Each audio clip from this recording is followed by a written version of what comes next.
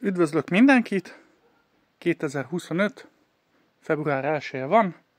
Jani barátommal telefonon konzultáltam, és egy pár gondolatot megmutatok a pár családomról a méhészetben.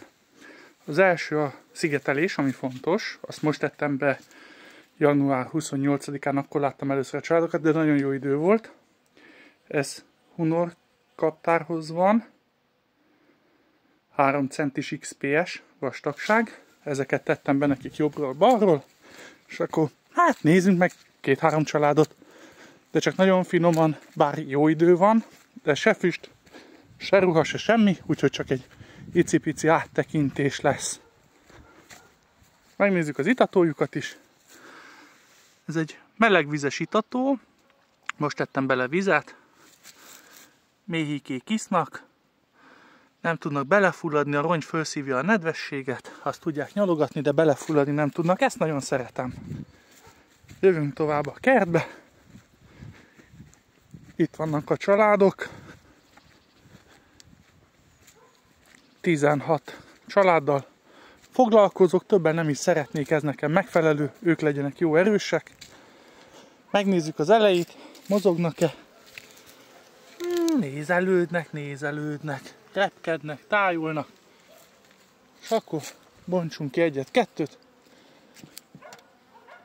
De tényleg finoman.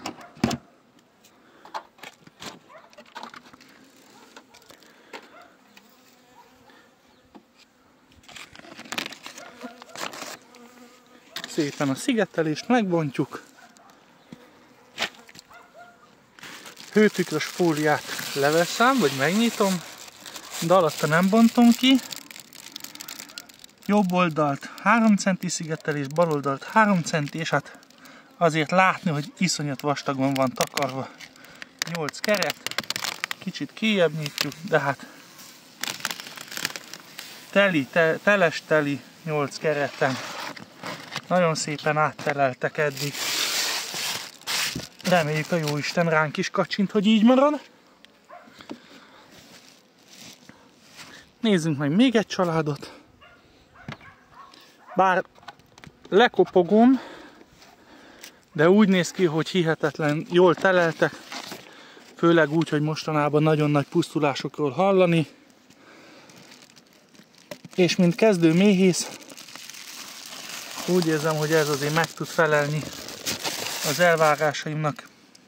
Ők is fólia alatt, remélem teljesen látszik, hogy 8 keretet vastagon takarják február 1-én. Amit megfigyeltem még, 3 nappal ezelőtt átnéztem őket. Nézzünk meg még egyet. 3 nappal ezelőtt átnéztem őket, és azért 1-3 keret fullfiassal már rendelkeztek. Január 27-e körül volt. Jó erősek, tényleg nagyon erősek, tényleg nagyon jók. Ők már azért kevesebb kereten vannak. Ők is azért vastagon takarják. Minden családot úgy csináltam, hogy amennyit brutális vastagon takarnak,